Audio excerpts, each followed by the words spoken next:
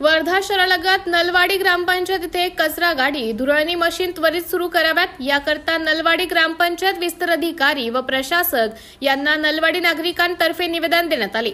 तसेच 1 महिन्यापासून कचरा गाड्या बंद होत्या आणि आता पावसाळ्यात आता डेंग्यू, मलेरिया साथीचा रोगांचा प्रादुर्भाव मोठ्या प्रमाणात ग्रामपंचायत परिसरात दिसून येत आहे।